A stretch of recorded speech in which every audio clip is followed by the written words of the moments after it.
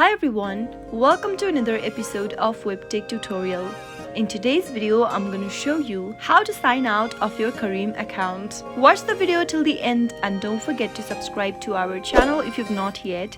Press the notification bell so that you'll never miss another upcoming upload from us. If you want to sign out or log out of your Careem account, open up your Careem application first and make sure that you are inside the home page. From the home page, tap on the profile icon at the bottom right, and from the options displayed, scroll all the way down, tap settings at the bottom of the page, and now tap on sign out. Tap on sign out one more time in order to confirm that you would like to log out or sign out, and that is how you can easily sign out of your Careem account using mobile device.